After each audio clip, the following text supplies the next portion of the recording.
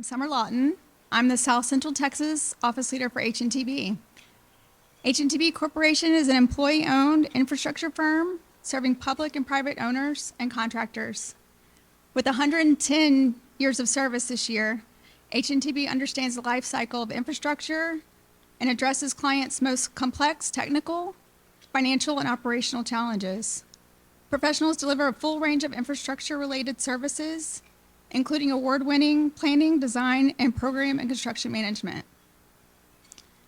H&TB has office locations across the United States.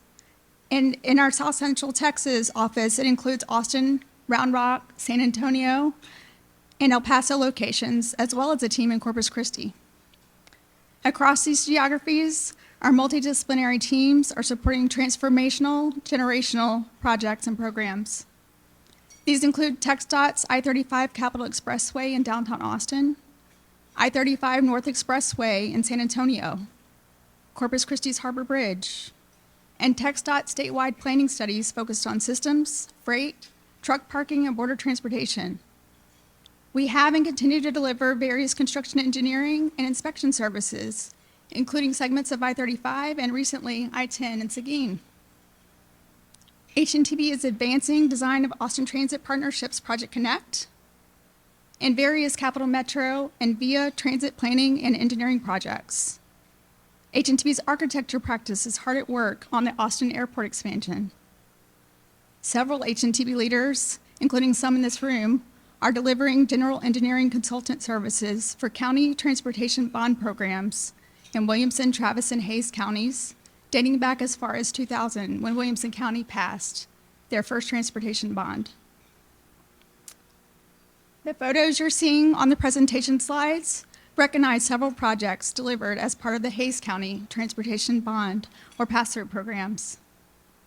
Intersection improvements along I-35 at Kyle Crossing, Posey Road in Yarrington, roundabouts at Hayes City Store and at Cypress Springs Elementary School off of Darden Hill Road. FM 110, which is already experiencing high traffic volumes, and Robert S. Light improvements in Buda. Our region includes multiple counties that are among the fastest growing in the nation, and these roadway improvements are a representation of what is often referenced as a leading indicator for growth. To keep pace as we seek to diversify our markets, sharing, and funding a vision for a regional transportation network that can support new and expanding businesses and communities will be key to our quality of life. It is an exciting time to think big as we collaborate, champion, and plan for our future. And I'm very grateful to be here today and be a part of this conversation. One of our visionary transportation leaders is here with us today, and I'm pleased to introduce him. Mark Williams serves as Executive Director of the Texas Department of Transportation, where he is honored to work alongside the 13,000 men and women of the agency to enhance safety, mobility, and quality of life for Texans by delivering on the agency's mission of connecting you with Texas. With over 80,700 centerline miles of highways, 55,000 bridges, and 500 million daily vehicle miles of travel, Texas is home to the most extensive and heavily used state transportation system in the nation. Texas's multimodal transportation network annually moves over 4 billion tons of freight worth $3 trillion. Mr. Williams' career experience in transportation encompasses 3 decades of work that includes public and private sector organizations involving state, county, and local jurisdictions. He has served in leadership positions with 2 state departments of transportation and has worked with both national and private sector transportation engineering organizations. Mark is a registered professional engineer in the state of Texas. Please join me in welcoming Mark.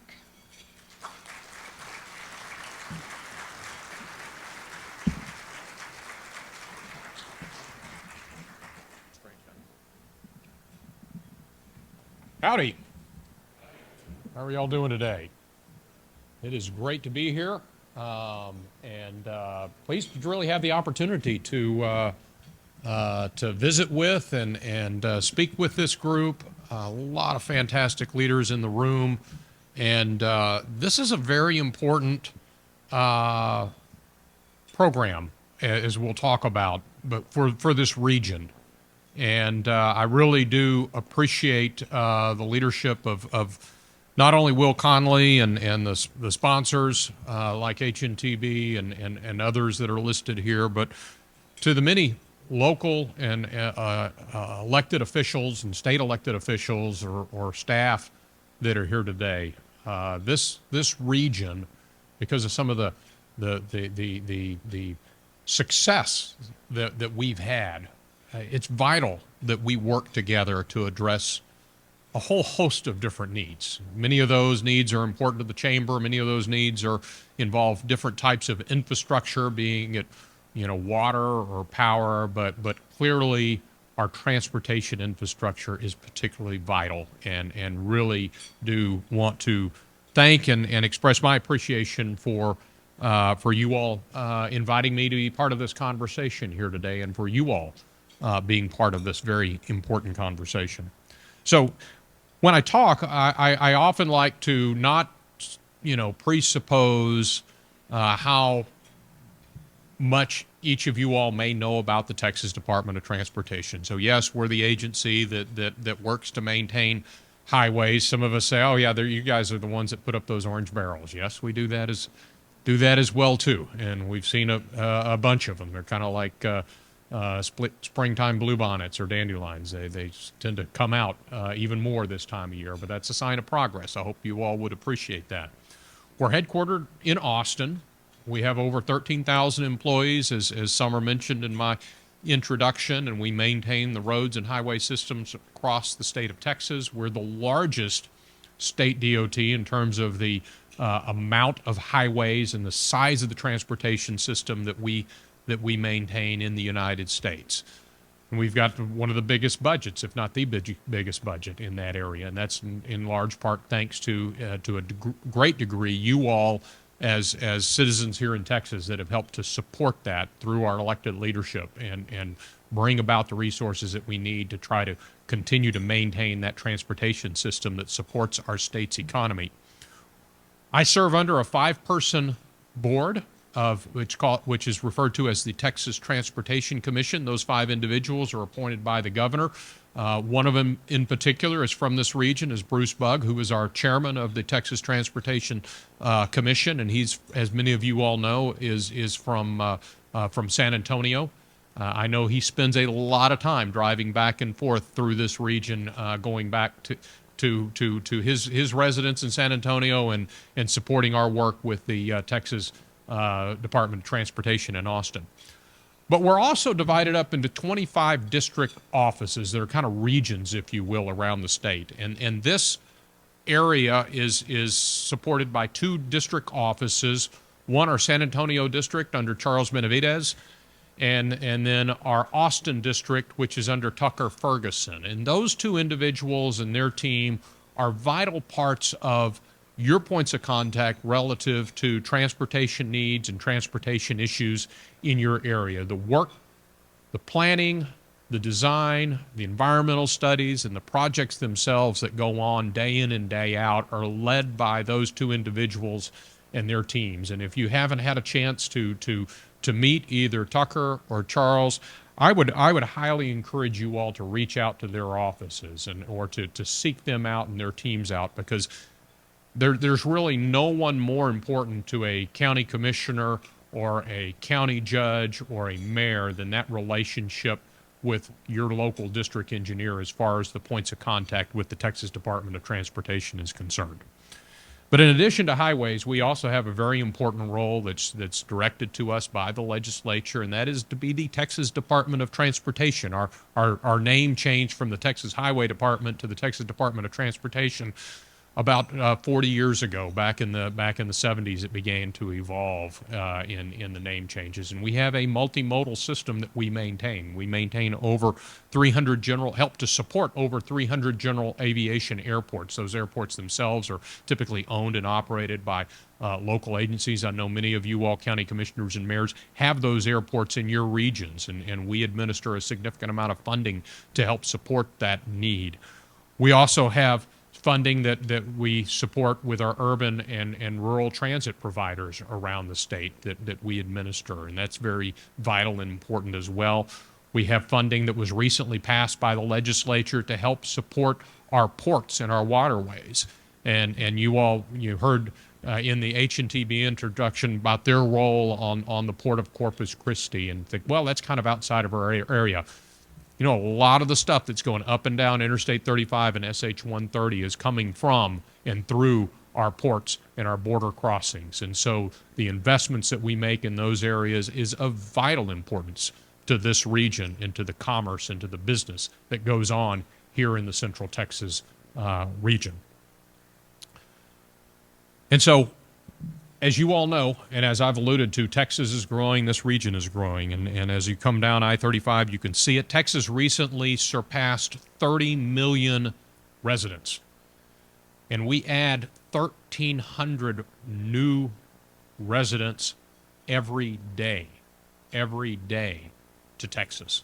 It's an extraordinary rate of growth, and we recently had Dr. Lloyd Potter, who is the state demographer, who is based out of the University of Texas at San Antonio, come and speak with our commission and our congestion task force about the rate of population growth and its impact on Texas. And this region in particular clearly stands out when it comes to population growth. In 2021 and 2022, many of you all may know, Comal and Hays County ranked number 5th and 7th nationally in terms of the rate of population growth. And they've been consistent. You all have been consistent in that area. The city of Kyle ranked 3rd nationally as one of the fastest growing cities in the nation.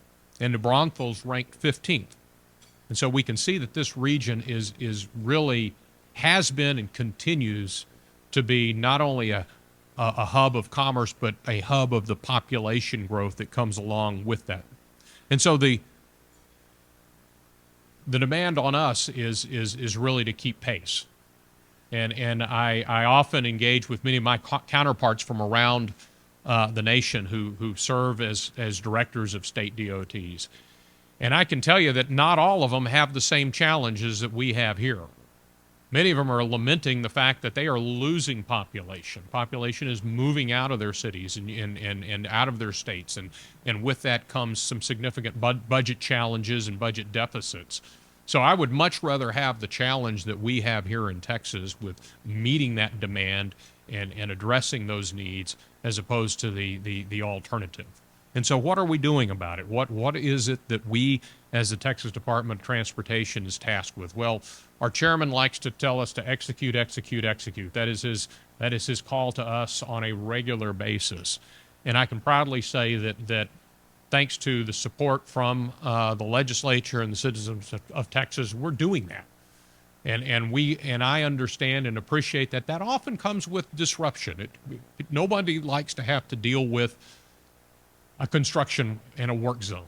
And we appreciate that. And we try to do our best to manage those effectively and efficiently. And we've got a team that works on that day in and day out. And we also have a great contracting industry here in the state of Texas that is far surpasses anything else that you see around the nation. And so we're working to deliver those projects. But just a couple of numbers for you all.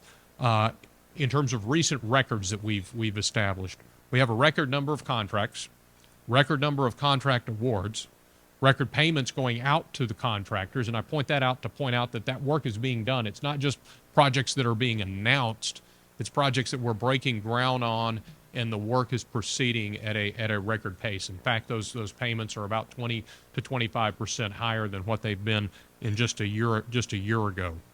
And much of that is due primarily to the money that we receive through Propositions 1 and 7. Propositions 1 and 7 were ballot measures that passed back in the 2016-2017 timeframe, and that helped to dedicate additional oil and gas surplus coming into addressing transportation needs, and some of the vehicle and sales taxes related to transportation is coming to the Texas Department of Transportation to address those needs. And those ballot propositions, as many of you all may recall, passed by over 80%. There's also the infrastructure bill that was passed at the federal level, but that represents about a third of what we're able to do. And in fact, if it was just the infrastructure bill and federal funding that we relied upon, we would be going in the opposite direction in terms of our ability to keep up with our transportation needs. In fact, inflation alone has eroded the gain that we received from the federal infrastructure bill that was passed a few years ago. And so we're very much dependent and very reliant upon the revenue that we get at the state level. We have a record $39 billion worth of construction underway, and I think we'll soon surpass $40 billion. To put that into perspective, I recently learned that the state of California has about 13 to $14 billion of highway construction work comparable going on right now. So we far surpass what many of our peer states do and are delivering when it comes to making investments in our transportation system. When you look at our Unified Transportation Program, our 10-year plan, it's at a record level, as I mentioned before, over $100 billion worth of projects, construction projects funded over the next 10 years. And when you add in the additional effort that goes into design and utility relocations and right-of-way acquisition, that brings that total investment up to about $14 billion over the next 10 years. And that continues to grow along with our state. Represents over 9,000 transportation projects that are planned and are part of that program. And many of those transportation projects, very importantly, are not just projects that we decide out of Austin where those are. The vast majority of those projects are organically developed and worked on through not only our district office, but also through very important organizations referred to as our Metropolitan planning organizations. And I can look over at Will Conley and Commissioner Webb as well, too. Both individuals have served as chairs of the Metropolitan planning organizations in their respective areas. As you all are part of a region that includes two Texas Department of Transportation Highway Department districts, this is also a region that is made up of two metropolitan planning organizations. One, the Alamo Area Metropolitan Planning Organization from that represents the San Antonio area and Comal and Guadalupe counties, but then also the Capital Area Metropolitan Planning Organization that represents the counties surrounding the Austin area. And it's those organizations that we work with very closely when it comes to planning and prioritizing the transportation projects that take place.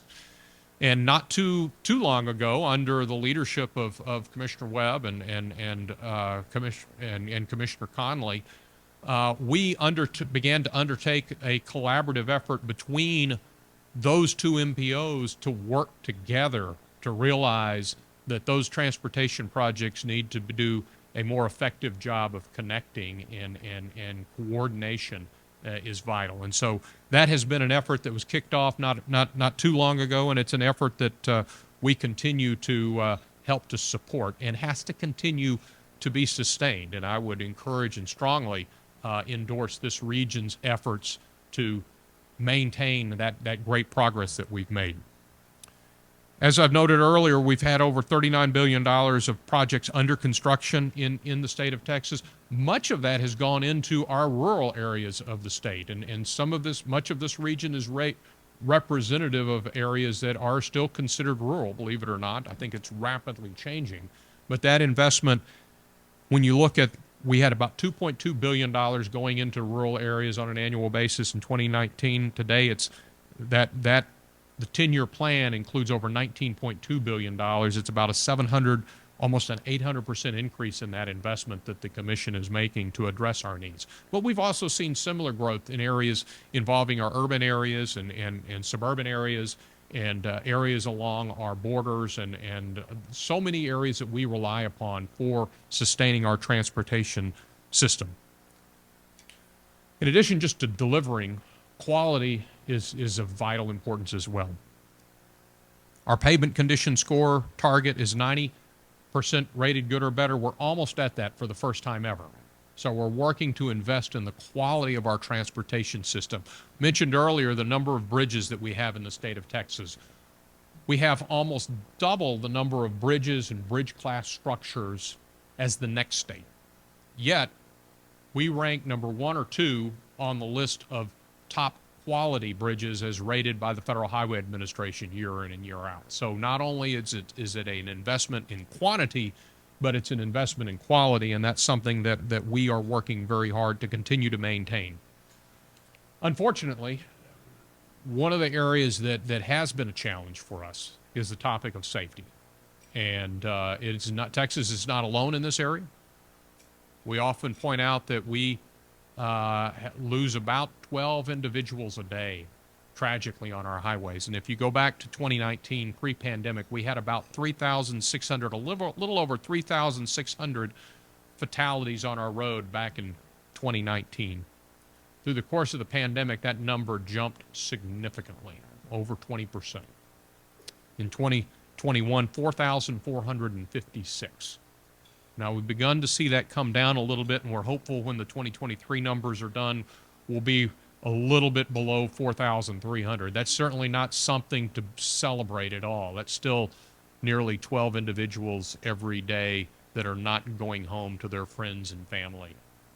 And it's something that we have to continue to work to address and to improve. And so that remains our number 1 focus when it comes to how we maintain and manage our transportation system statewide. And I hope that you all will help me to continue to emphasize the importance of something as simple as wearing a seatbelt. If everybody wore a seatbelt, we would reduce those numbers by about 40%, just by a little bit of context. So there's a lot of behavioral things that can be done to change that fatality number, and I hope you all will join me encouraging people to take that lead. I do want to thank, and we've talked a little bit about partnerships today, and I do want to thank this region for your partnership with the Texas Department of Transportation. We talked a little bit about, or Summer pointed out in her introduction, some of the work that's happened here in Hays County. Projects that have involved not only working on the bond programs that have passed, but that has been combined with investments that the Texas Department of Transportation is able to bring to the table that have helped to sustain and deliver more transportation improvements. And projects like the FM 110 project are so vitally important to helping sustain not only just the accessibility, but also to sustain projects and to help reduce congestion on projects like I-35. When you can avoid introducing local traffic and give people alternatives to I-35, that's very critical. And they don't have to be big alternatives like SH-130 or 281, and we're addressing those. But they can also be local alternatives like FM 110 and looking at those local arterials and making sure that we're sustaining those. I-35 is very much and will continue to be Main Street, Texas. And as you drive from San Antonio to Austin, you will continue to see significant highway construction projects that are underway that are needed to help sustain that corridor. And in fact, and believe it or not, our districts are beginning now working with the MPOs, the planning process to look at further widening within this region and addressing, the need to continue to upgrade Interstate 35 to meet those transportation demands. Later this year, we'll begin working on the CapEx project, the construction of that project in Austin. We're already seeing some of that work going on the south of downtown, but that'll begin to be a major part of the effort that we're doing.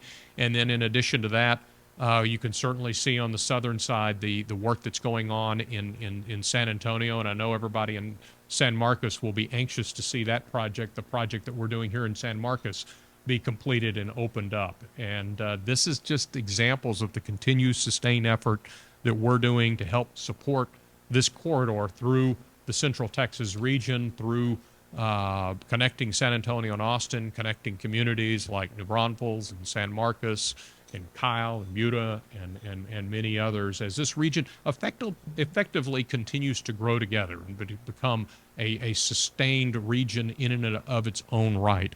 And we'll continue to be part of that with you all, with the Texas Department of Transportation, and we'll continue to look to help to deliver for Texas. So thank you all very much for the opportunity to be here. It's great to see so many of you today. We really appreciate you being here, and we're very grateful Mark, to have you here. It's not often we get the director of TxDOT to come speak to our community, and it really is an honor. We have a few minutes here.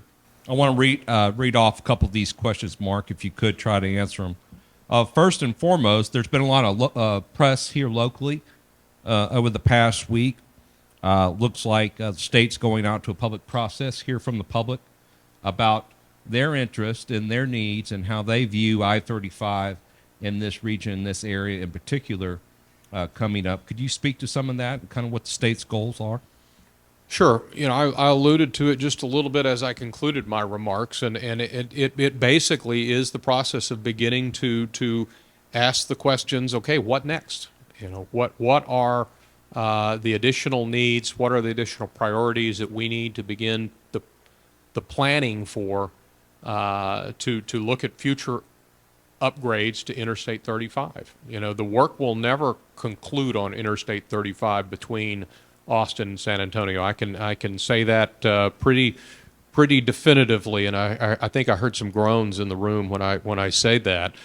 But the demand, the growth, the population, the business, the commerce, it brings that about, and we have to continue that process of asking those questions and engaging people like you all in this community about what those needs are and how we, as the Texas Department of Transportation, can work with partners like the metropolitan planning organizations that I mentioned before, along with local level folks at the counties and the cities, to understand your needs and to help effectively address those. And we're beginning and kicking that effort off, and there's information available on our websites about the timing and the location of some of the public, what I would call listening sessions, if you will, as we begin that process. All right. Thank you, Mark. Starting to get a series of different questions now. This is an interesting one I think is vital. What role does educational institutions play to assist the transportation workforce needs of our region and state? Oh, that is a very vital and important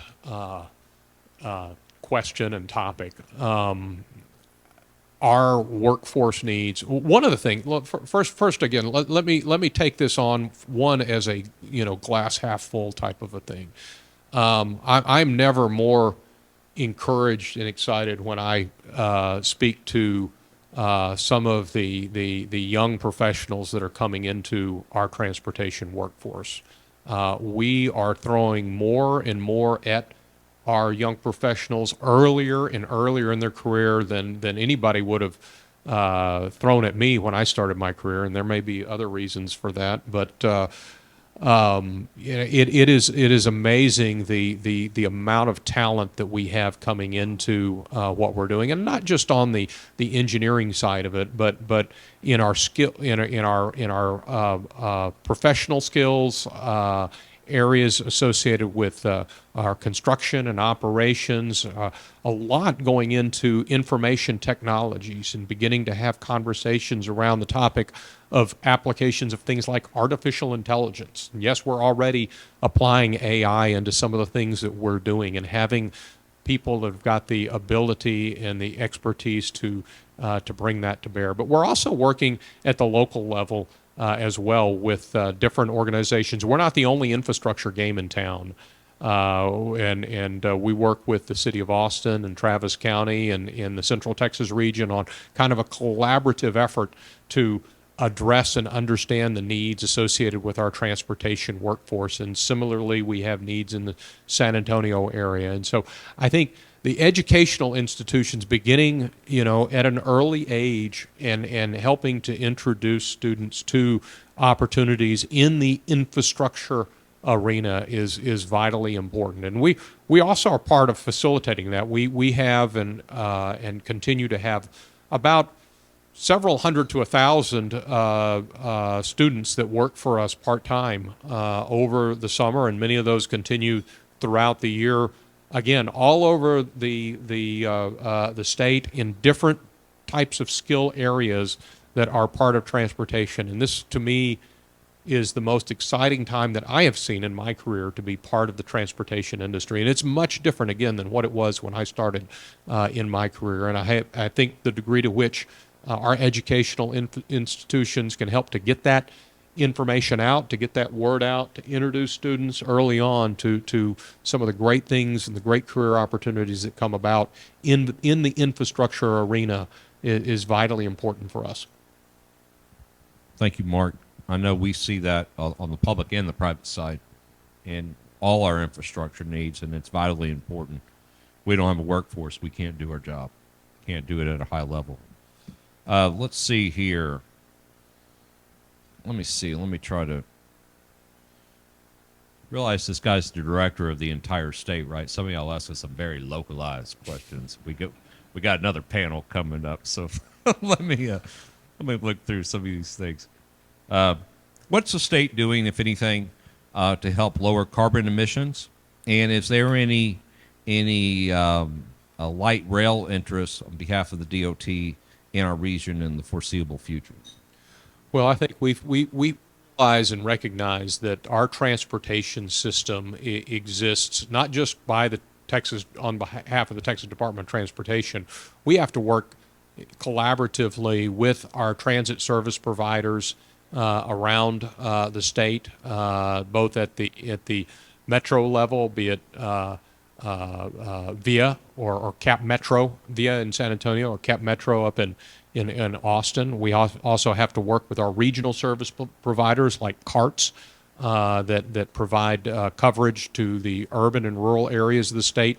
We do have limited funds that go into those areas, and the state of Texas has structured a different fund source and a fund structure to provide for capital improvements associated with transit projects. Those are the sales taxes that many of our metro areas are able to employ for that purposes. But those systems all have to work together, and when we go through the planning process for major transportation projects, either in San Antonio or Austin or in the area in between, engaging with and being part of addressing the transit needs in those areas is a major part of what we do. And as we think about something like the I-35 reconstruction and widening in Austin, a big initiatives for that region as well is what they call Project Connect, which is a major rail initiative associated with Cap Metro there.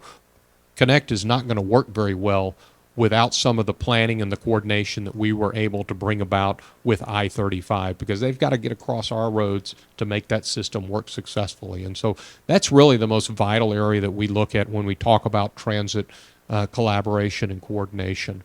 When it comes to carbon reduction, you know, one of the challenges that we have is, as a state, we're not at the point where we can reduce carbon right now. We're continuing to see coming to our state, what I often have pointed out before to some of my fellow state DOTs is, well, we're kind of your carbon reduction because all of your cars are coming to Texas, so we're helping you reduce your carbon.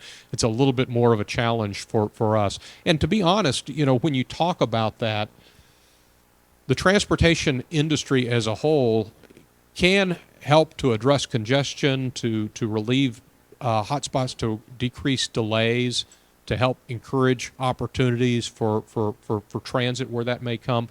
But the most significant part of carbon reduction is something that's really outside of what we do as a transportation agency, and that's just the vehicle emissions themselves and the standards that go into those vehicles, and those are dictated and directed at the federal level and by the automakers themselves. And we're starting to see improvements in the vehicle fleet mix, and as vehicles become more fuel efficient, we look at alternative types of fuel sources.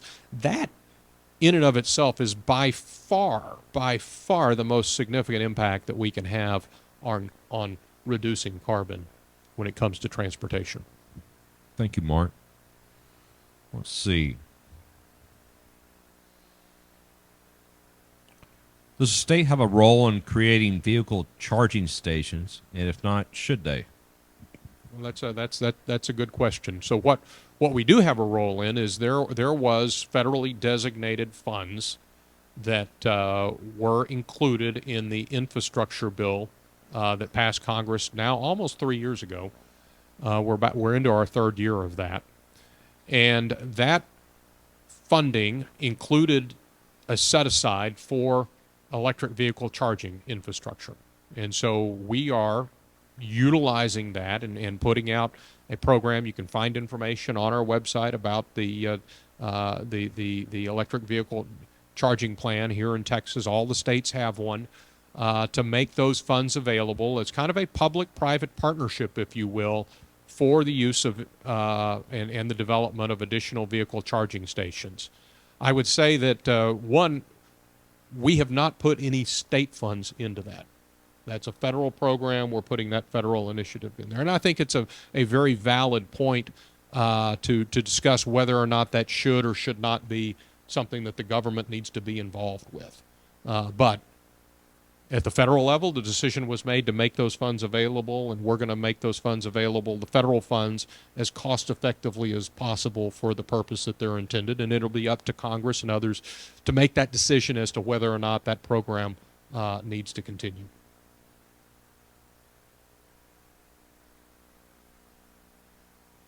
Keep thinking Will's picking out the really toughest ones to throw at me here. Let me find a good one here. I'm serious. There's a lot of really localized things on here that I've no business asking you about. The like, how can we improve the traffic at Bobcat Stadium? I mean,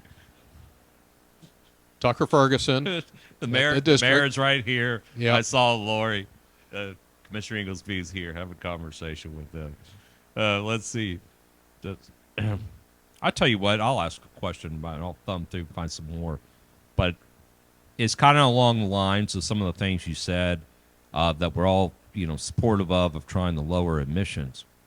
As you know better than anyone, the overwhelming amount of our funding for transportation comes from the gas tax.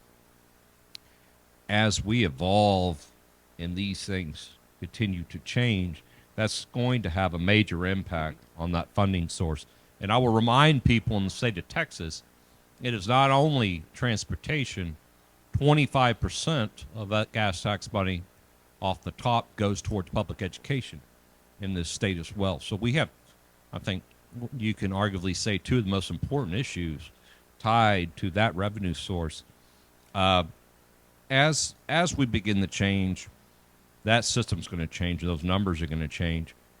What internally is the state talking about inside the DOT and with our state leadership on forecasting that and ensuring that we continue to have the right type of investments in transportation and, frankly, in public education as well? Yeah. So let me say, first of all, that as I talked about in my remarks, I do want to express my appreciation to our state elected officials for the support that they give to our program. It's been vital and needed. We faced a lot of challenges over the past several years, not only with the population growth, but also with the significant inflation impacts that we've seen in our industry that has kind of eroded that buying power. And I really, shudder to think where we would be if we did not have that support. Is it enough to keep us up, keep up with things? I think it's tough to say that when we're seeing the amount of population growth that we are seeing. But you mentioned our motor fuel taxes that are applied. That has been kind of a regressive tax in terms of its buying power. It has steadily declined. It hasn't been raised since the early 90s. That's both at the state and the federal level. There's two components. One is federal, one is state, and they're about roughly equal in terms of what they contribute to our area. And that continues to represent a smaller and smaller portion of our revenue. Now, fortunately, and our job is to help educate people about that, to point out that, look, if the motor fuel taxes have not increased since 1992, you've got, inflation. You've also got the good news of vehicles being more fuel efficient and using other types of fuel sources, so they're not buying as much gasoline on a per mile basis. They're not emitting as much carbon on a per mile basis in those situations. But what that means is that, if we want to sustain what we're doing, we have to be able to look at other fund sources and to keep an eye on the opportunities associated with that. And I mentioned Propositions 1 and Proposition 7. Both of those have gotten to the point now that they represent a little over a third of what we deliver from our transportation system, and that has continued to grow quite a bit. The legislature also this past session imposed a vehicle registration fee on electric vehicles. And those of you all that may have an electric vehicle, are probably not real excited about that, but that represents a user fee for those vehicles that helps contribute to maintaining the roads that they use. And we will expect to see that continue to grow as the number of electric vehicles in the state continue to grow. So I feel like our legislature is doing a good job of staying abreast to the needs on the transportation side. We have to, at our state agency, do a good job of helping to keep them informed and understanding, how those needs are materializing over time. And then you all collectively have to continue to be part of that conversation as well to articulate the needs that you see in your communities. Thank you, Mark. We have time for one more question. And you and I've had the pleasure of knowing you for many years and working with you. And how many years now have you been director? I've been director now for about 2.5, almost 3 years. Wow. So one of the questions here is, through your experience, what are some of the more enjoyable things of being the director of the DOT, and what are some of the bigger challenges? Well, look, I'm very blessed to be able to have this role. Anybody who gets to serve in public service, and I know that we have many of you all here that have been are in that role and have been in that role, realize that it does come with some challenges and some headaches, but it is a blessing to be able to serve in that capacity and to do the job that we're able to do.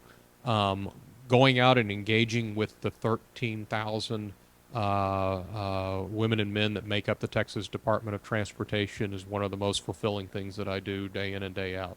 I know we've got a number of them here today, and I continue to thank them for the work that they do, but also to engage with the many partners and individuals that are part of that, and understanding and seeing the collaboration and the cooperation that goes in. The frustration part that comes to me is just, wanting and needing to do more. As I mentioned before, the chairman, my boss, continues to hound me to execute. And when we fail to do that as well as we would like, or when we, encounter delays, that's frustrating. It comes with the job. But that pales in comparison to the enjoyment that we get when, to see the success of the agency that's brought about because of the hard work of the men and women that work for the agency and the companies and the organizations that help to support us.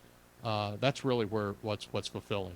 And we're fortunate to be in the state of Texas, where we have the ability to get to do what we get to do. And as much as the headaches come about with the congestion and the challenges associated with it, as I mentioned before, it's a whole lot better than the alternative. And so thank God that we are here in Texas. Thank God that we're here in Central Texas, where we have those things to worry about. Mark, it's been a real pleasure, and Thanks, thank Will. you so much for taking time out of your day to join us. Thanks for having me here today. As most people know, Caldwell County has historically been a rural county with an strong ag-based economy. That is changing quickly. We have over 18,000 lots, new lots in the development pipeline. I kind of look at Caldwell County as being where Williamson County was maybe 20, 25 years ago, and Hayes County was about 10, 15 years ago. We're being tasked in the face of all this new development with keeping up with the needs and making sure our transportation infrastructure is adequate to handle it. We're learning slowly at times, but we're learning that we need to be active participants in the transportation process, in the construction and planning process. We're learning to contribute our own funding to move forward with alignment studies, to achieve environmental clearances. And as a reward for that proactivity on the environmental clearance, we found our first active bald eagle nest in Comal County. So we're learning that participating in this process, both financially and with our labor, we're able to move projects along quicker with TxDOT and CAMPO, and get the system going that we're going to need in the next few years. Thank you, Commissioner. Commissioner Webb? What's happening in Comal County? What's the Nothing, current just event? sleepy. We're just, everybody's just, is this working? Yeah. I mean, a lot of y'all, I saw a lot of y'all today that actually are my neighbors over there, and you know, it's a lot of pressure, a lot of challenges going on, a lot of great people moving in. But every day is different, but every day now, if we're not going forward, we're going backwards. And it is a challenge to, just like the commissioner was saying, have a project in the hopper all the time. You got to be moving forward right now because that sleepy time is over. And right now we have projects planned from the West Connector, trying to connect west out on 46 to 35. A huge emphasis for us now, because all the work's being done on 35, is 46 from Kendall County all the way through Comal County to Guadalupe County. And spending a lot of time with TxDOT, and thank goodness for TxDOT and all of our partners. I mean, you know, you do this for a little while and you figure out you're doing nothing by yourself. And if you're not standing with a bunch of good people like these, you're not going to get anything done. But TxDOT and our partners there have been tremendous. They started a study here a few years ago on 46 between Seguin and New Braunfels, and we're starting to see some of the fruit of that labor. Projects are going to start there pretty soon. We're trying to get a bit larger project there at the intersection of 35 and 46 in the UTP. Mark, I'm looking at you. But that's a political decision, though. And those are enormous projects, and they're not something that we can do on our own at all. I mean, hundreds of millions of dollars of projects. And so we need partners like I have over and my counterpart in Guadalupe County to work with us on things like that. So trying to get folks together to do the things we ought to do for the people we work for. Judge? Well, thank you, Will. You're going to hear a common theme probably from all the panel participants today, but in Guadalupe County, just experiencing extreme growth as well. Kind of a unique dynamic in our county. Typically in a county in the state of Texas, you have a county seat, which is a single city that's the largest in population, maybe some really small cities scattered. In our county, we have 3 cities that are exactly the same size in Seguin, Schertz, and Cibolo. A number of residents in the city of New Braunfels that almost equal our county seat that live within Guadalupe County. We've got San Marcos creeping further south down 123, getting close to Guadalupe County. So it's a unique dynamic from that perspective when we look at transportation needs as it relates to growth in the county. Have Interstate 10 that traverses east to west across our entire county, a portion of 35, segments 5 and 6 of the toll road. As Commissioner Webb mentioned, Highway 46 being a huge connecting component for local travel, for industry, for economic development, for residential development. 123 is going to be no different between Seguin and San Marcos. But as you move back towards San Antonio across the Guadalupe River, you have 725 and 1044 that connects 78, Interstate 35, and all the way down to 10. You get into Marion at Santa Clara, and then you move further over, you have 1103, 3009, 1518. All of these major projects that we're looking at through thoroughfare planning, which we'll probably get into and talk a little bit more, are going to be key components of future planning for larger projects than we've ever participated in before. We've, as a county, I don't want to use any silly analogies, but I mean, if you've got, collegiate football national champions, we're the Pop Warner team trying to figure out how to say hut. Because we really are starting out. We didn't know what we didn't know. When I became commissioner in 2011, judge in 15, I joke with these guys that we felt like we were busy then. We didn't know what busy was. The amount of development that's occurring is causing us to move at a pace in which we're not used to. And if I was going to assess the job that we're doing, it's not very good. Now, I'm a pretty critical person, especially when we talk about ourselves, but we need to be moving faster on thoroughfare planning, on preserving and protecting right-of-ways, on working on these bigger projects, on allocating funding for larger scale projects. So a lot of good things are happening, but we're drinking out of the proverbial fire hose at the moment, trying not to drown. So that's a true and honest depiction of the way we feel at the county, just because, like Commissioner said, we've got almost 17,000 residential lots just in and around Seguin that are in the pipeline. Another close to, I would say, 15 to 20,000 around the county in addition to that we don't even have an accurate number on because it's happening that quick. So lots going on. It's only about 100,000 new people that are already platted in Guadalupe County. Amazing. Well, Commissioner Shell, you have been working on transportation programs and partnerships and projects, first as Chief of Staff of the county, and for a long time now as a county commissioner, almost 14, 15 years now, if my math is right. What are some current events in Hays County, and what are some lessons learned you can share with these other colleagues that are accelerating at a pace that Hays County's been doing for quite some time? Thanks, Will.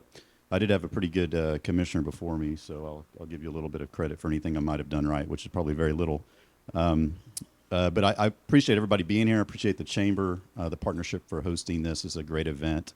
Thank you to our sponsors, H&TB, who's been a great partner of our county for many years now, and all the other sponsors for your investment in our community. We really appreciate it. This says a lot about our leadership here in this region, and it's good to see you all here today, first day of voting, so it's a big day. Yes, we're experiencing the same problems that you've heard here, the same challenges, and we started experiencing them a little bit sooner, maybe than Comal, Caldwell, and Guadalupe, but I think they've reached us now at this point. And the challenges, like Judge Kutscher just mentioned about thoroughfare planning and getting projects developing, are becoming harder and harder as we're no longer rural counties. There's development in the way. A great accomplishment of this county, my colleague, Commissioner Inglesby, who's here, who's worked on transportation for a long time. We opened up one of what I would consider probably the largest project in the history of Hays County, being FM 110, along with our partners at the state and the city. And you think about how long it took to develop that project, which for the most part still, even today, was what we would call more of a rural part of our county. It took many, many years. There were many challenges associated with it. We saw escalation in land values. We saw all sorts of things that made that project take a long time. And so that if you put that in the perspective of where we are today, if we were going to start planning another 110 type project, how long would it be before that project was developed and on the ground? It would take a long, long time because of those challenges. We're very fortunate. We have a great partnership with the state. We got to hear from our executive director at TxDOT. We've been blessed in Hays County to have amazing district and area engineers. We have two great ones right now that help us with these things. But I think the lesson to learn is we're all going to be working together on this. There was a day when Hays and Caldwell, or Hays and Guadalupe, or Hays and Comal probably didn't really work on that much together. We talked about that dividing line earlier. We heard from Mark kind of about where TxDOT splits, the MPOs split. It was always a natural thing for Hays County to head north to Austin, and for Comal and Guadalupe to head south to San Antonio. And I think those days have changed. I don't know that that's going to be, there'll be those structures that will remain in place, but I believe informally we will be working more together with each other. Judge Kutscher mentioned thoroughfare planning. Most of those roads will impact our neighbors. They will solve problems on 35 or some of our other major roadways, and some of them are challenging, not just because of the costs and private property rights, which we hold so dear, but also to our interests of our communities. We're all trying to maintain what makes us unique in our identities and in our cultures as we grow. And that doesn't mean that we always agree on every solution that there would be, especially when it comes to a transportation planning solution. And so I think how do we work through that is we develop good relationships. We have respect for each other. We have respect for the communities that are to our south or our east or our west or our north. But we work together because we know if we don't do this, it's not going to be this great place to live anymore. It's not going to be a desirable place. And although that brings challenges to be desirable, people want to move here, which is great. I would too.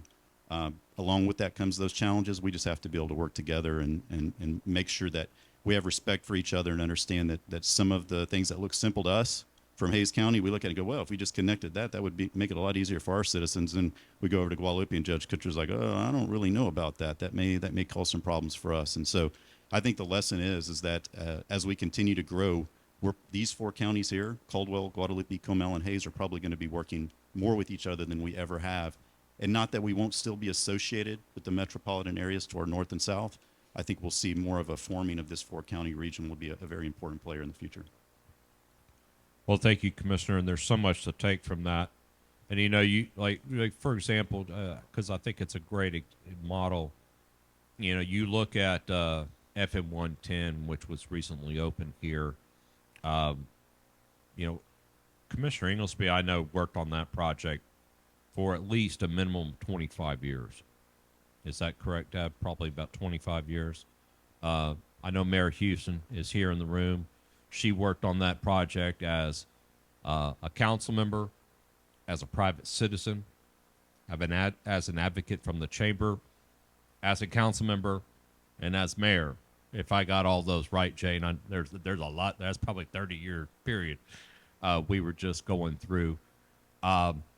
And I have not seen in my 25 years of working in this region and transportation, we are far and beyond, and the problems, and this is what y'all are touching on, have become so significant. There's nothing of any degree that is done alone. And you look at FM 110, there's local money in that project. There are special district dollars in that project. There's Caldwell County dollars in that project.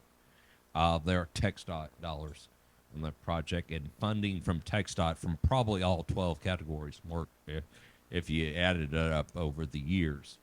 And it takes a great set of professionals, the engineers that are here, the program managers like HNTV, all those people that are here to put those things together to make this work.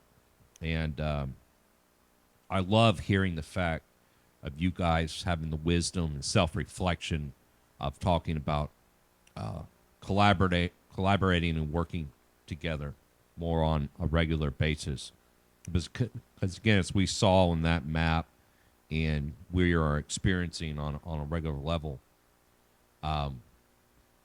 citizens you guys represent, people in this room represent, are using this 4-county region more than ever. And once you get off the major highway, I-35, which how many people in this room understand and know that for, probably 20 years of study now, do you know what the biggest cause of traffic and congestion on I-35 is? Anybody want to shout out a guess? Maybe freight traffic, people traveling through. It's us. It's local trips. That threw me off so hard the first time I ever heard that information. But think about how you use I-35 in your day-to-day life. I believe the last study I saw, the average I-35 driver is taking 5 to 6 exits. They're using it locally. And then you throw on all our local freight, and it is by far what has caused the congestion along I-35 in the central Texas region. And that information has not changed for many years now. That plays into greater regional discussions, doesn't it? Whether you're talking about, regional rail and transit opportunities, whether you're talking about preserving corridors. I have to take my hat off to our friends up in Williamson County. I don't know how familiar everybody is with their programs, They have the most aggressive corridor preservation program that I've ever witnessed across the state of Texas. And it is hard, hard work. They're going to be long gone before anybody ever sits back and goes, that was a pretty good idea that this corridor was preserved. As y'all go through these discussions in your community, and Lon, maybe I'll start with you and then head down the road. How do you convince and help the constituency understand the power and the need of preserving things like large corridors, coordinating with other infrastructure, utilities and fiber and everything else, that it's in the long-term interest of quality of life in your county, and also, I believe, advocated for a long time and I think counties are special circumstances can really impact this dramatically. If that is coordinated at a high level amongst all needs, I believe it has not only a large cost savings to your citizens long term in all aspects of things, just not county taxes, but also the least impact on their private property. And what I mean by that is people are getting today in your counties, they're getting notices from utility companies, from counties, from cities, from the state, from everybody. It's overwhelming. What if it was all coordinated and all planned? So with that, Lon, I'll start with you, and I'll head on down the aisle.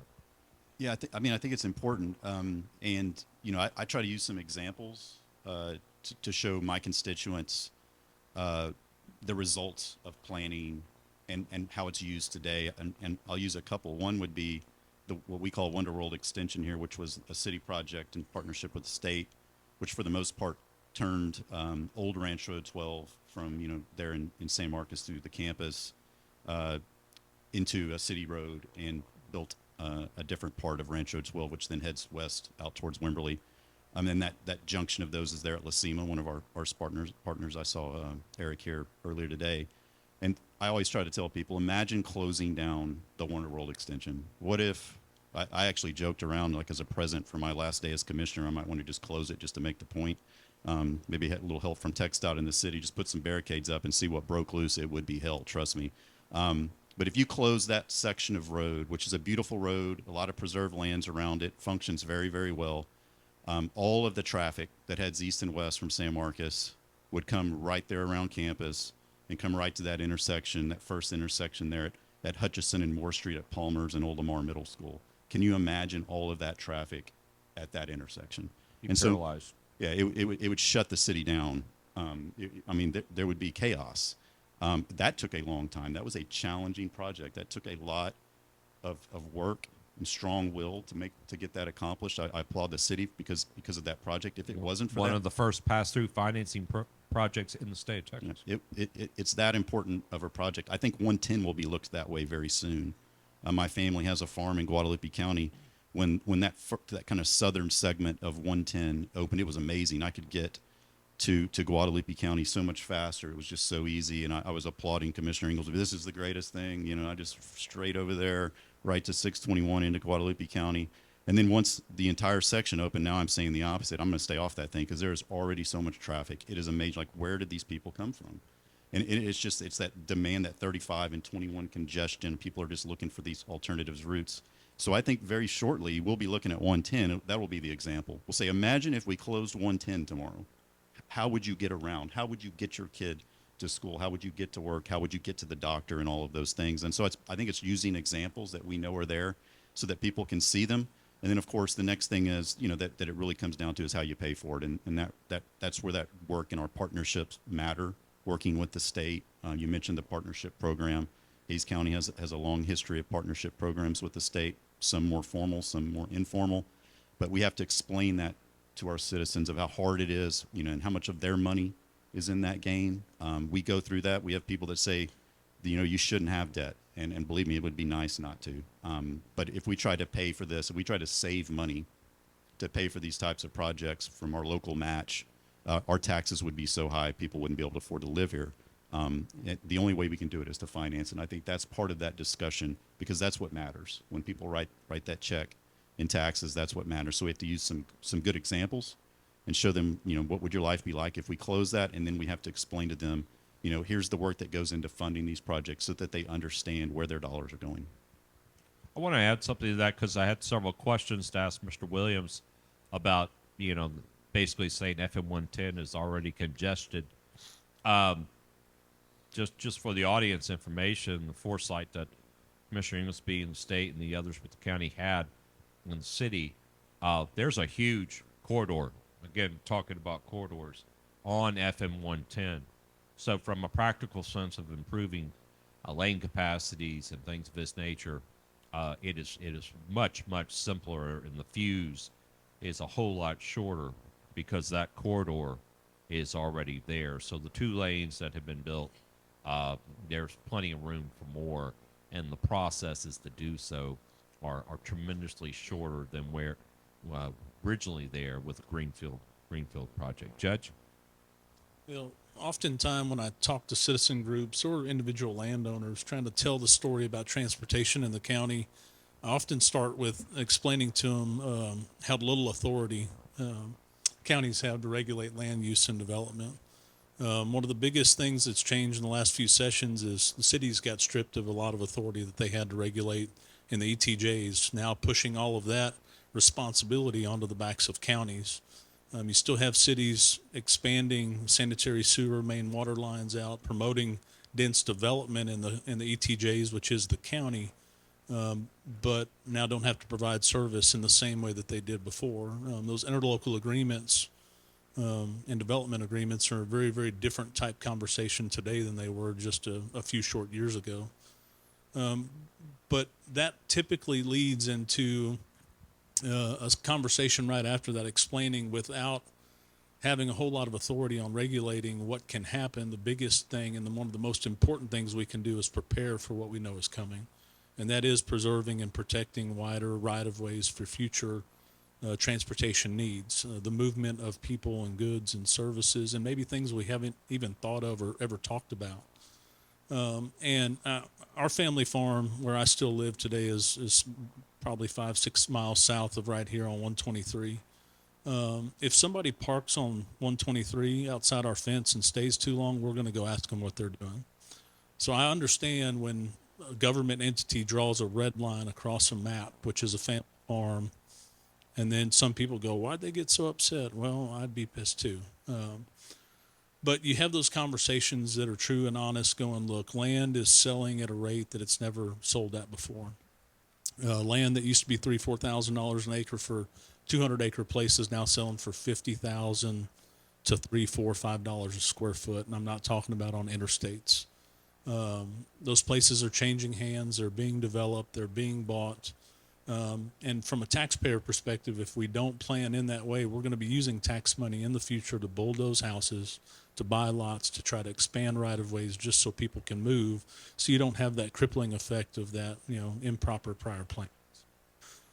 It's an extremely delicate balance to have those conversations, but I truly believe deep down it's one of the most important things a county can do, is planning and protecting and preserving right-of-ways.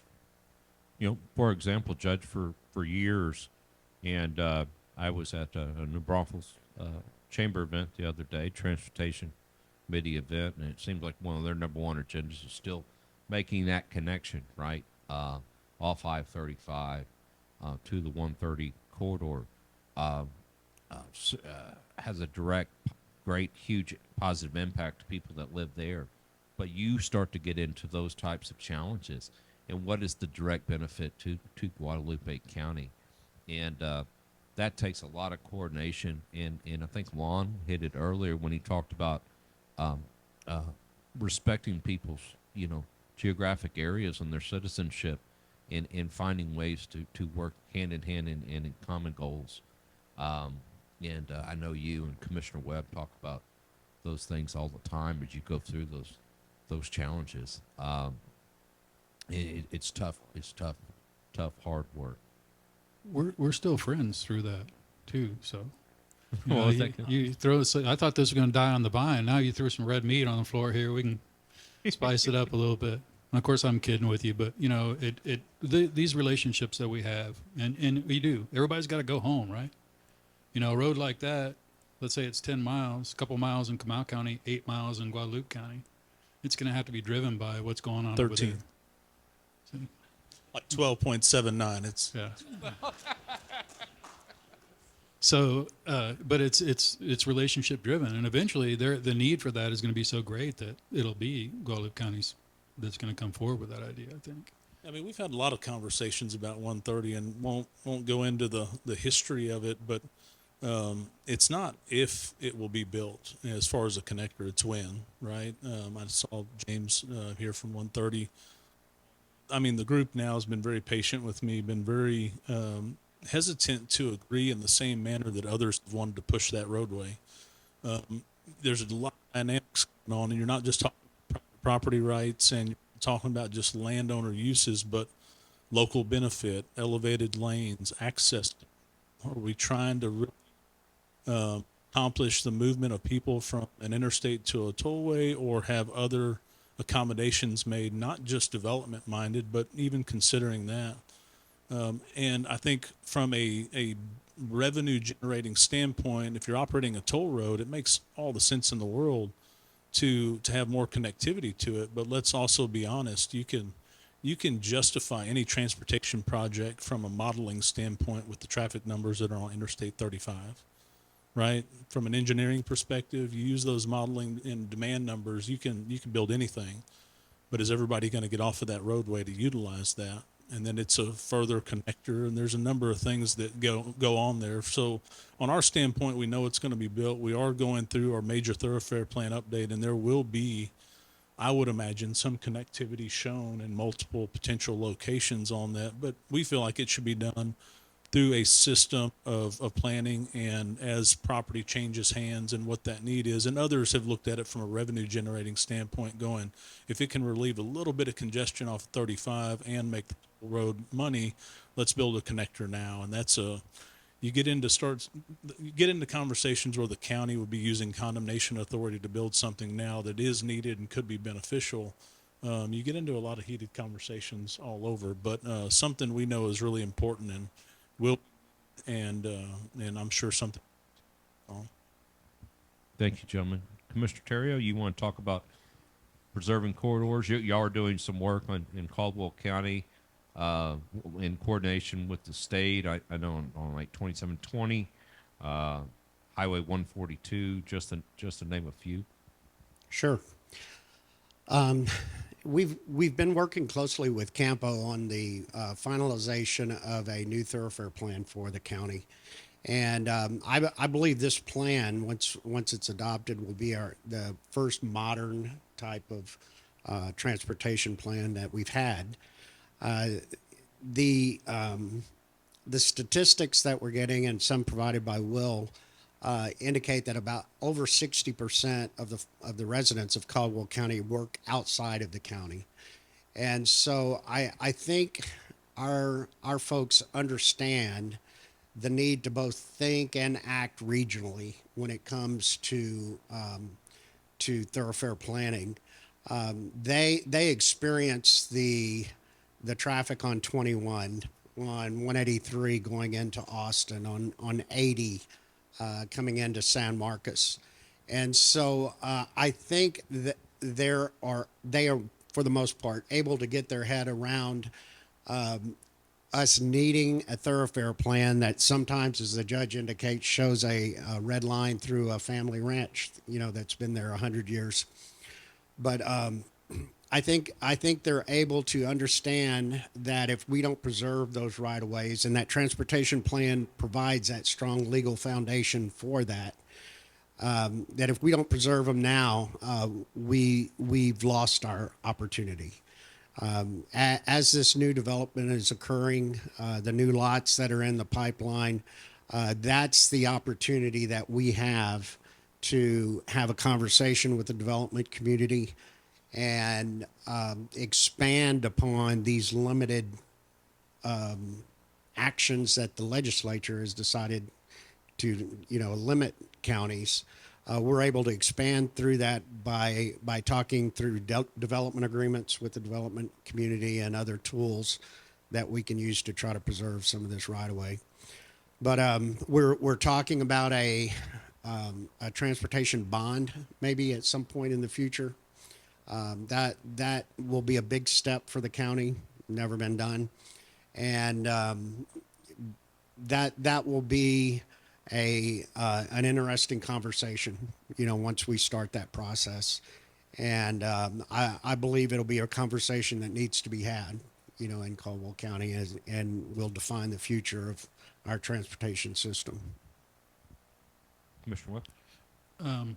So I think, well, we've touched on one of the most difficult parts of all this, and it has to do with land use and the authorities that counties have when it comes to laying out future roadways. I go back to Loop 337 in New Braunfels. If y'all were familiar with that at all, that right of way was set aside in like 1962. We just finished laying it out. Somebody went out there and laid out that road went from 46 that goes out towards 46 West to in front of New Braunfels High School. It's about a quarter mile. We used to run it a lot.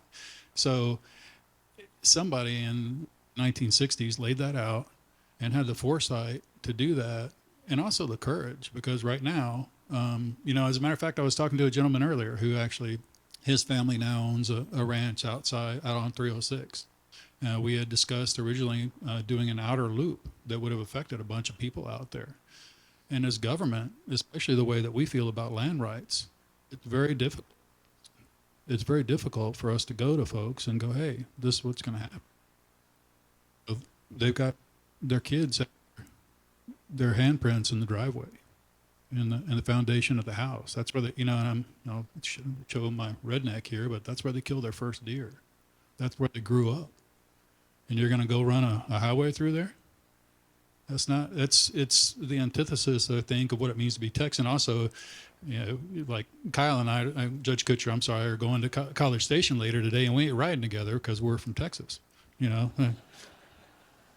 He listens to different music or what. You start talking about transit, and we can't even get along, or we stop at different Buc-ee's or whatever. I don't know. But it is one of the fundamental the things that we need to be working on. That you ask how you do that. How do you have those conversations? I use the example of 337, but also you got to sit in people's living room with them and go, hey, this is an important conversation that we have. And that literally in Comal County, you might be having a conversation with somebody that's thinking of giving their kids their 500 acres. That's going to sell for ridiculous money. Like just live at Disney kind of money or whatever you want to do kind of money. And that is a blunt instrument of government. And it's a very difficult conversation. And it's one that that's exactly what's happening in Guadalupe County. We start talking about toll road, those same kind of conversations. They're necessary, but it's very difficult. So I got a lot of respect and admiration for the way Judge Kutscher has handled the toll road conversation. Also, one more time, back to the partnerships with the city of New Braunfels. When we did Loop 337, that was the MPO, that was TxDOT, that was a developer, the city of New Braunfels, and Comal County. So one of us ain't getting that done. So. Yep, that's right. To put a cap on the corridor preservation, and Lon knows this because we've sat next to each other and done it for a long time. If you go to people very directly, very early, and you genuinely put the time in to understand their dreams, desires, and needs of their land and their property, and you at the same time articulate what is needed long term from a conceptual standpoint, 9 times out of 10 you can find some form of a compromise. The county did a plan working through western Kyle through the very low outskirts of Wimberley through Driftwood, Texas, over Onion Creek, and everything else. Long story short, there were 1,500 people standing there with their arms crossed when we started. At the end, we probably had 80-90% of those landowners in agreement with what we did, and probably half of them still didn't agree with where it landed, but they respected the process, and it was real, and it was genuine, and they knew that they had a fair seat at the table. And that's that's the best you can do with people, is be upfront, be honest, and work with them in that fashion. Let's see, how are we on time? We have a few more minutes. Guys, I want to talk about two quick things. There's been a lot of discussion recently, and building up a little bit of new momentum between our friends in Austin and our friends in San Antonio about starting to have a discussion about regional rail again. Anybody want to share an opinion on that? It's kind of important for those of us that are in the middle, where the asset would go, to be part of that discussion. Certainly will impact a lot of the things we've been talking about. Does anybody care to comment on some of those very early discussions that have been going on? I'll go first. I'll be quick. Man, it's tough. That's a huge rail is so infrastructure. The original investment on that, you would have to have a state entity. This would have to be an enormous political movement to happen. Which right now, and it would take the market's also going to have to dictate that to some degree. And right now, private, it's all that's kind of thrown into the toll business, and so that's a no-go at this point. Which, as a politician, you probably shouldn't say this, but I'm not a very good one. The toll business for us was a great way to get projects into plans. We could get those into an MTP and start doing environmental work on them. If you look at the San Antonio project, 1604, 281, we didn't end up doing toll projects, but we were able to get that stuff moving because we could identify that funding that eventually we were able to do in other ways because of Prop 1 and Prop 7. But the initial infrastructure on that, I think there's a lot of stuff that we don't know. Judge Kutscher, I think you referred to that earlier. I think that we need to preserve right away where we can. We need to have transportation envelopes because we don't know what's coming. Going to rail now, I think with the right of way that we have on 35, and there was talk of shifting freight and all that kind of stuff, which would have had enormous impacts in other areas. Our county engineer said it's like squishing a bug. You do something here and stomp on a bug, well, some stuff goes somewhere else. So the rail is difficult. I think we need to keep an open mind and be looking at transportation envelopes to see what's going to come next, whether that's autonomous buses or things like that. We got to figure out ways to move more people because what we're doing right now, we're running out of space. So we got to do something else. What that is, though, I think is just choosing rail. I think is probably pretty difficult and very expensive. Anybody else? That was well said. Anybody else have a comment? So the most effective transit project in Austin was Central Texas RMA, Cap Metro, and CAMPO and the state working together on Norm Mopac, and having those managed lanes, and having the bus system at Cap Metro running those managed lanes for free, still by a mile, most successful transit project in that part of the Central Texas region. So I think keeping an open mind, preserving corridors again, and then all of it will naturally play out into the future. I want to leave us with one last piece of information and kind of get y'all's ideas on how we can go forward from here. Y'all all talked about the data showing that our citizens are moving daily in and out of the four-county region. We've talked about the kind of the formal setup, the historical context of the different TxDOT districts and the MPOs and everything else, which are all very needed and function at a high level. But what could be done more in the four-county region of y'all working and collaborating more together, pulling in a representative from the San Antonio district, from the Austin district, grabbing a planner from the Alamo MPO and from CAMPO, and coming down here and y'all breaking bread and collaborating and working on more things together. How do you do that moving forward? Because I think it's vitally important as this area continues to grow and mature. Anybody want to jump in on that one? I think it's just what we've already talked about. It's identifying the importance of us talking, working together, joining efforts to get some big projects done that we couldn't do otherwise. I think it's been stated multiple times. We don't have We don't have the ability to do these projects by ourselves. Have to have our partners at TxDOT. We have to have those AFAs. We have to work with municipalities. We have to look at our neighboring counties to go, how can we join forces to get all of these things done? I'm preaching to the choir on how long it takes to have a project ready to actually go build. But I mean, we're talking a decade is a quick project when you get to the scale of what is needed in this region. I remember when Will was the chairman of CAMPO, I called him after the census in the urbanized area because a very, very small portion of the north of Guadalupe County was included in CAMPO, and the rest of it was in Alamo area, and told him, look, love you, bud, but I don't want to be in 2 MPOs because it would be a nightmare. But in a sense, we've always had a close working relationship with Hays County.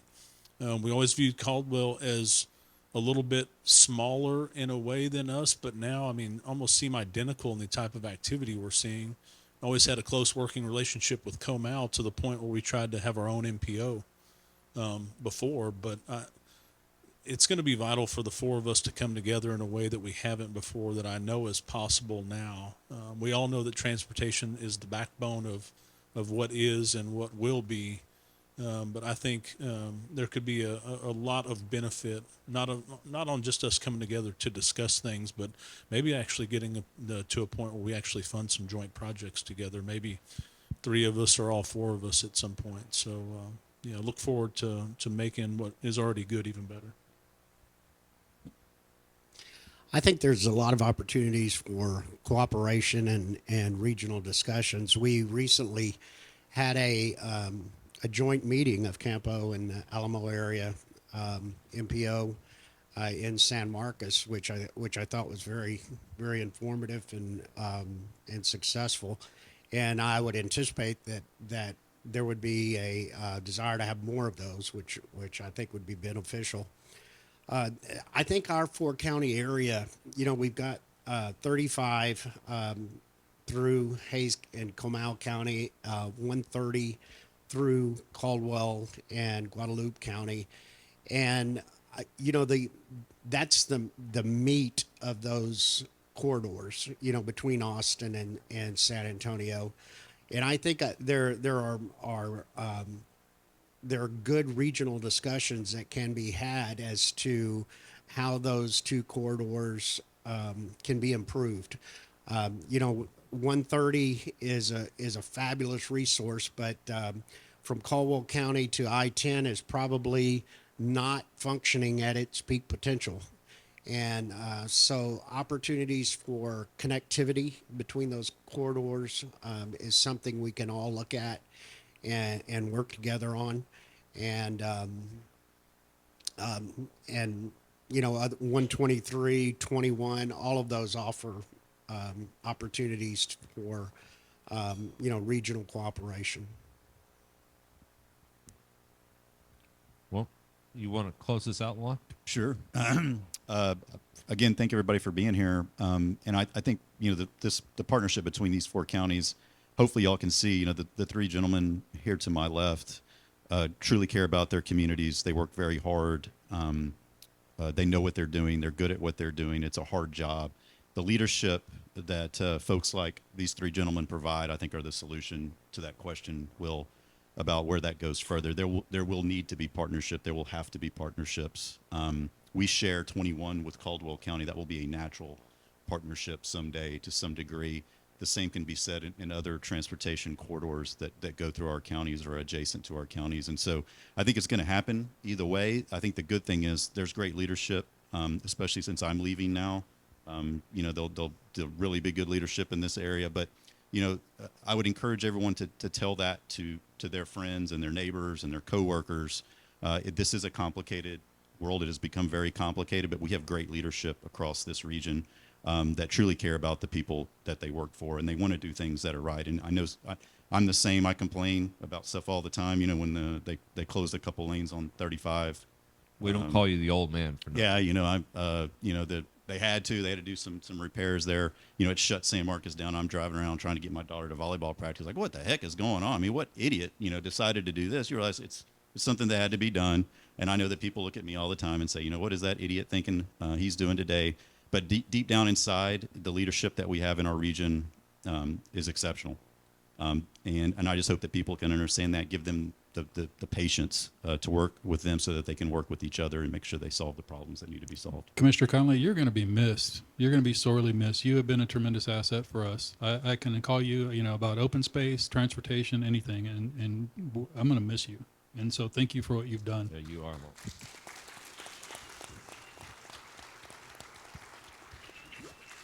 Well, I will say in conclusion, the hardest, and the reason why I asked that question at the end, and Lon hit it well, but is being intentional in taking a breath and stopping for a second and being very intentional about collaborating.